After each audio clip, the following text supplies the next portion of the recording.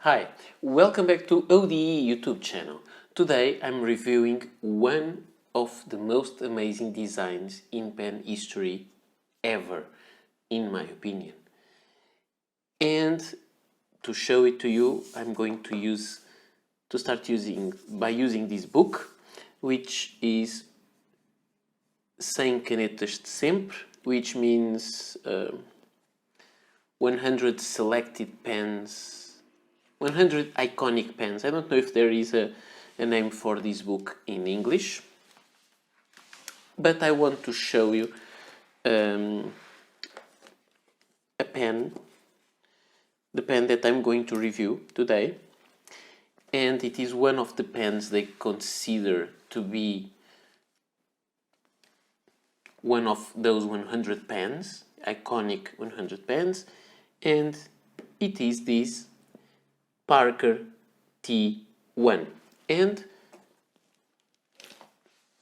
the iconic pen is here. And this is the pen that I'm going to talk about. So, this is a pen that was designed by the famous Parker design director called Don Doman. He made several other very well-known pens as the Jotter ballpoint pen, Parker 45, Parker VP, Parker 75, and although Parker 75 was a co-design idea, but he was in those major projects by Parker. One of those pens was this. It is amazing. It was introduced on the market in April 1970. It was called the Space Pen. And let's see why is this pen this iconic. Now we zoomed in and we can see the pen here. The pen is quite simple. It has this gray color. And why is it gray? It's gray because it's made of titanium. And titanium is a metal that even today people use a lot, but in 1970s, remember that this was released in 1970, it was a pen, it was a material that was not used in normal products for normal people, and it was associated with the space use and space exploration. So this was the pen of space, or the space pen, because it was made of a space material. So about the shape of the pen, this pen has, I would say, a typical Parker shape. It tapers a little bit on towards the cap, to the end of the cap, and tapers slightly towards the end of the barrel. So this is quite normal. It has this silvery grayish color, gold plated arrow clip, so it's quite normal. But let's take a look at details. This arrow is quite long. It has a quite long feather, and I would say it is beautiful. On the top of the cap you have a red jewel. Parker used to call these plastic things red jewels. In this pen it is red, and there is the logo of the Parker inside the red jewel.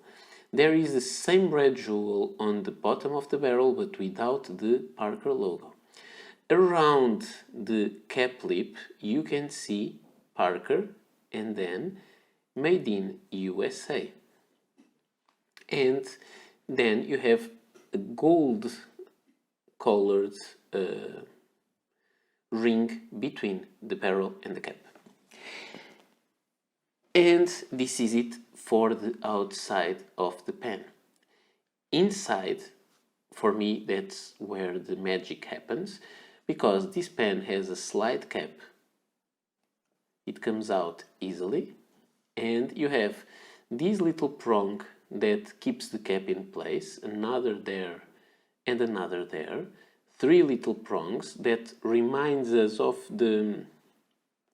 somehow the look of the Lamy 2000, that has also some prongs too, actually, to keep the cap in place. And the most amazing thing ever, this integral nib. So this pen looks like a quill nib, a quill pen, and it is very, very beautiful. It is only one piece. This is not a different part, it is just the wear of the inner cap to cap the pen. It has a breather hole and then very long tines. And I think this is the most magnificent fountain pen design ever. It is my opinion. On the underside, it has a little screw and this black feed, this black piece, let's call it a feed, that you can't know a lot of it because we can say it is all closed. It has a hole there and a hole on the next to the nib, and it has the little screw. This little screw was meant to have a wonderful. It was a wonderful idea. You could tighten or untighten the screw, and you would have the line variation being broader or thinner. I think this is a great idea.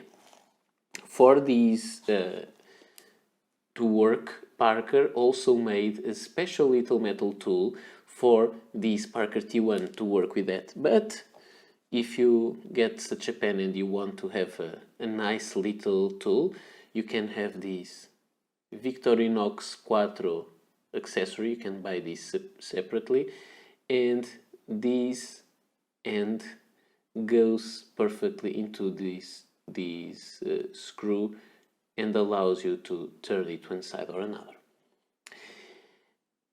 Now, inside the pen, of course, because this is a Parker pen of this age, it takes Parker proprietary cartridges or converters. Because the pen is made of titanium, it is very light. So you almost won't feel the pen in your hands. It's really a light pen. It is very well balanced. It is very comfortable to write with. It makes all the sense to be like this. You can hold wherever you like because everywhere it makes sense. There is just this little step there, but it is so small that it will not bother anyone. And this is really, really, really interesting. About also the balance and the work of the pen, this is one of those pens, and Parker made these very well, that is better kept than unkept. And in this case, I would say it posted, sorry. And in this case, I have some focus issues there. I don't know why. Okay. In this case, sorry, I think it is an aesthetic feature. If you post the pen, let me do it. It posts so deeply that it is quite beautiful. And if you align the arrow with this little dot and with the nib, it becomes very, very beautiful. Now, just a little bit of history. What happened with this pen after this? This was a material that was not being worked with pens before. So Parker was trying new things. They made the pen of a hard material that was hard to machine. There were lots of broken pens when they were making them, so lot of them went to waste. There was a big wear to the machines that made the pen. Also, this pen is integral, and the feed and all the inner parts are glued inside this part, so this was not meant to be repaired if you drop the pen or anything, so you would need a new pen or a new section. And also the iridium on the tip broke off quite easily on this material, so the losses and the cost of each pen would be more than the profit they made from each pen. That is why the pen was discontinued in 1971. Because it had all those problems, Parker also had to increase the price, the selling price, and fewer people bought it, and it actually became a disaster in terms of a commercial thing. But in terms of design, I think this is gorgeous. One good thing about this pen is that this metal, I think the titanium, feels a little warm in your hand, so it is quite nice. This pen is nowadays very looked after because there weren't made so many. It was produced only for 1 year. Many of them had problems along the time, and they are currently available on eBay for around 2,000 euros. And if we go to the sold auctions, you will find them for around 300 euros, but you will not find any for sale at that price. So all are around 2,000 euros. Quite expensive. It is a wonderful pen in terms of design and feel, but this pen also had some problems. It was not the best writing pen, so it was not that successful. However, it is a successful pen in terms of collection, and it was also successful in terms of design, that after this pen was released, let me go for this book again, the other pen, this, I can show it, this all here, but full size, in 1971 Pilot released the Murex, or the Mu pen. This is a beautiful pen that was made of steel with an integral nib. Also, this design was really so interesting that Parker also released, after the failure of this pen, another pen, now in steel instead of being in titanium. They made a similar pen somehow, without a breather hole, with an integral nib, and this one is called Parker 50 or Parker Falcon. Also very good to post, quite thin but very interesting pen. And if you get to look at other pens from the same age by Parker, you can see it makes somehow some sense. This is a Parker 45, Parker 71, and a Parker 75, and you can see they all share some design features. So this was really a nice exercise of design, but it was a commercial failure. In terms of size, I want to show you the pen next to a Lamy LX Ruthenium and a Parker Centennial Dufold, and it is obviously the shortest and the slimmest of them all. Then if you don't post a Lamy. If you have the Lamy uncapped, if you have the Parker Centennial Dufold uncapped and the Parker T1 uncapped, the T1 is slightly shorter, and you can post it obviously, because I think this is the way it makes most sense, and if you post it, it becomes the longest of the three. This titanium finish may get some dings and scratches. This one has some scratches and wear to the finish, but no dents. It is in very good shape. The iridium is good and it works. So now let's go for the writing sample. And here we have our pen and paper, and let's see the performance. I will post it as I showed you, and let's see one of these writing. I never saw a review, at least a video review of this pen, so I think this might be interesting. So this is the Parker T1. The nib, I cannot say it is variable because you can adjust the screw. The paper is the usual Rhodia dot pad, and the ink is Parker Quink Green. And let's take a look. The pen writes. It writes with... You have a different feeling when you write with this pen. It's not... You don't feel a feedback, but you feel that the pen doesn't slide very well on the paper. I cannot describe this easily, but it is like if the tip of the pen is a little sticky to the paper. It makes no sense, but that's the kind of feel you get from this pen. It can perform quite well.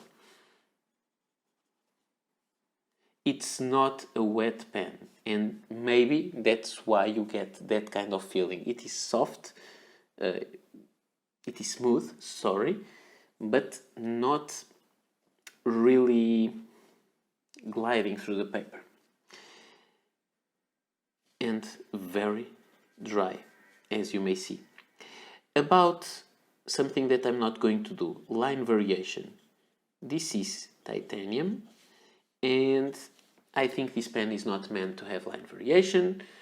You can do it by screwing and unscrewing that little screw, but actually it doesn't work that well to have different widths of writing. So I would say this writes like European medium, but the screw really doesn't work that well. That's one of the problems with this pen. Also, the reverse writing.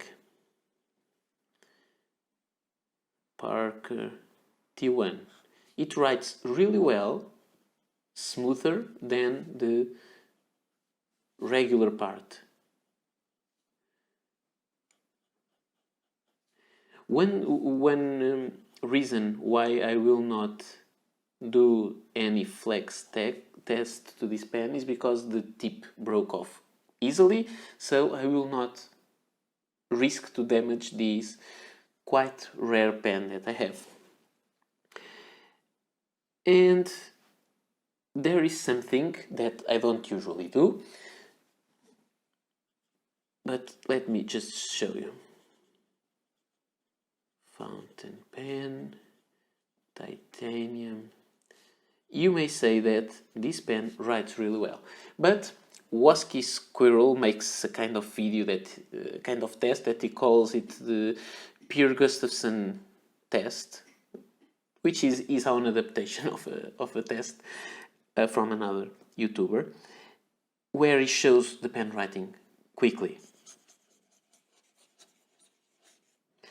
And here you have it. The pen fails a lot in this test. So the ink flow on this pen is not perfect. The pen skips.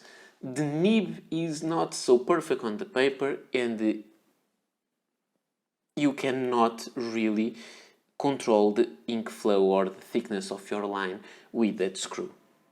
So what do I have to say about this pen? I think this is a wonderful design pen. I would say this is a masterpiece, and it also was a failure. And it was a failure because the pen as a writing instrument is not that good, but it is a great collector's item, so you can go for it.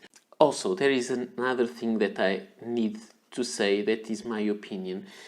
Maybe people will criticize Parker because they made this pen that was a failure somehow as a pen and also commercially, but Parker, with many of their designs and features, they were most of the time ahead of their time. They invented in the case of the vintage Dufold, the bright colored pens. Then they went for the wonderful materials on the Vacuumatic and large ink capacity. they invented the Parker 51 with the hooded nib that looks much more modern than a pen from the 30s. And then they created, for example, the Parker 61 with capillary filling, which is something amazing. And so this is a part of their constant struggle to be in the front. Sometimes we fail on that process. However, this is a really amazing item for that. Is this a good pen? No. Is this a beautiful pen and a piece of history? Yes, it is. So, this is all for today. I hope you liked this review that is a little different from every other review I've made, because it is a very different pen and a very personal opinion on a pen that is not a good writing instrument. I hope you liked it. Please don't forget to like and subscribe and give me your opinions about this pen. And wouldn't you like to see a modern release of this pen with today's technology? I'm sure this would work today. Where it failed in the 70s, it would work in the 2020s. So, this is all for today, and I hope to see you soon. Bye.